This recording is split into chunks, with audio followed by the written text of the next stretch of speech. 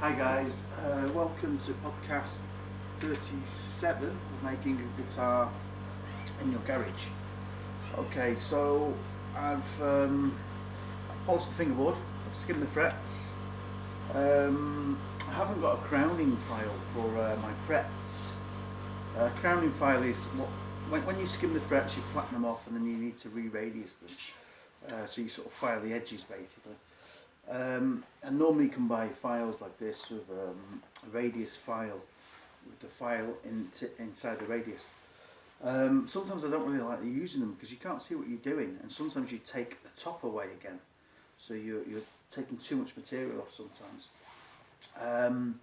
And they've invented a new file called a Z file, which stops that from happening, but it's quite expensive. I think about €100 or something, 130. So I haven't got one of those. At the moment I'm going to do it with this little file. I don't know if you can see that. It's just a normal little flat file. It's got a smooth edge here, and that's the file edge. I'm going to use a little piece of veneer. I'm going to put that down there in between the frets to protect the wood. I prefer a little piece of stainless, very thin stainless, but I don't have any, but this will work. So I've actually skimmed the frets and I've polished them. Went down to 2000 grit with the frets, levelled them. There's a high spot around about the middle somewhere, I don't know why, but so it's looking quite good now. I can't get the full-on camera angle going here where you can see the full-on shine, but it's very shiny, trust me on that. I think I need the camera underneath or something, the light underneath, so you can see how shiny it is. So yeah, there's all different ways of skimming frets, you know. As I say, the way I like to do it is put a bit on the truss rod, bend it back, and then wedge it up to replicate the strings, you know. Wedge it up until it's more or less as straight as you can get it with a straight edge, and then skim it. Skim it with a file, and then I go over it with progressively finer wet and dry sandpaper on the block. And then I finish by hand. I've got a wrap bit of wet and dry sandpaper around my hand. You should crown it first actually, and then give it a good rub like that, you know. And then I do the wet and dry sand in between on the lacquer, and that also radiuses them a little bit. It takes the sharp edges away.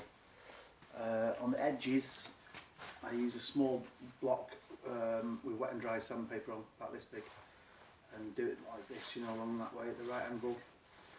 And then I also do a wet and dry like this, and that takes away any burrs or sharp edges or anything like that. So I'm quite happy with this guitar. It's not perfect. It's not bad. It's a prototype.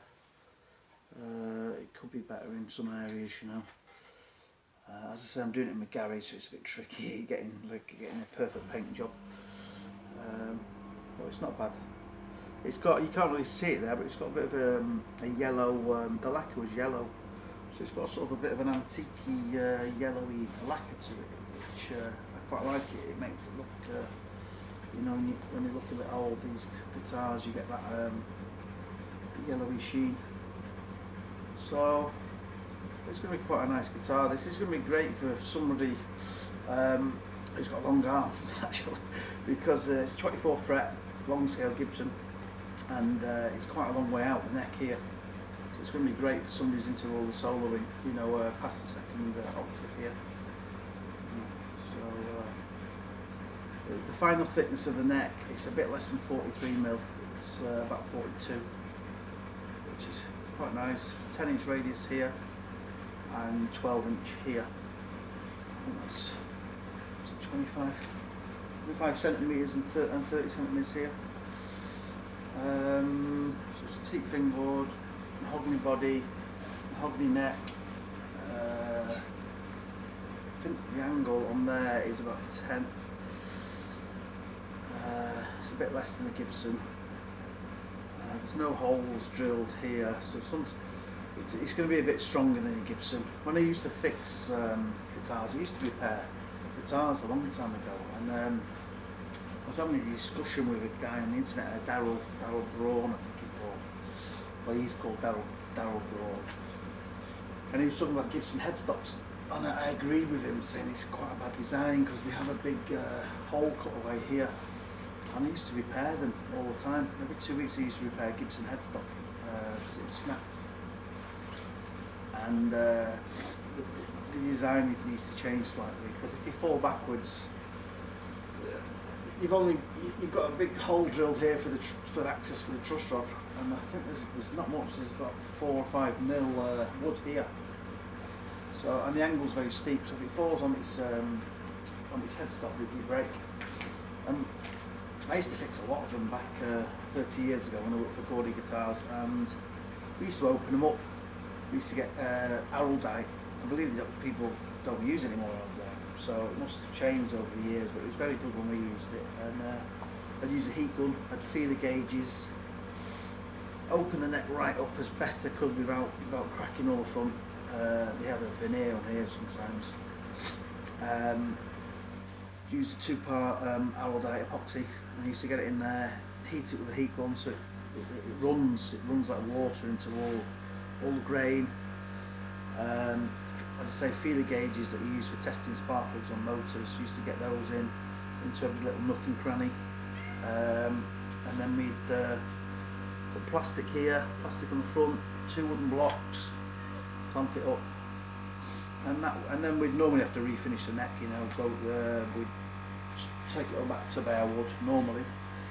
Sometimes we would, or sometimes we'd blend it in with a sunburst, you know, and we'd take it back to the join there on the Gibsons and refinish the neck. And we used to do a lot of those. We used to do a lot of refinishes on Gibsons, like gold tops and things like that. So it was all quite interesting. So Fender design, if you're looking for a strong guitar, is a lot stronger than a Gibson. You know. Okay. So this is on its way. I've just got to order the hardware now. I'm probably going to have a wraparound bridge here, gold. Either a Wilkinson Gota bridge wraparound or a shallow. I forget the name of the shallow ones. See, I forget the name. So I have a wraparound bridge here, a couple of humbuckers. I'm not sure which ones yet, or P90s. That's the expensive part, ordering the hardware. I'll have to start making my own. Years ago when I worked for Gordy Guitars, we made our own pickups. Everything, we did all the magnets. We had a lathe. I made the pole pieces. We magnetised them all. We wound the pickups. We used like the supports for the pole pieces was a copper like a copper sheet of stuff, and that stopped any interference, you know, from light switches and televisions and stuff like that. So I haven't got a winding machine, so I can't really make my own pickups at the moment, but maybe that's one for the future. We actually made our own bridges as well, tremolos we made. We didn't make machine heads, we got those in. It was normally shallow was normally the best. So it's been a while. I need to have a look and see who's making the best hardware.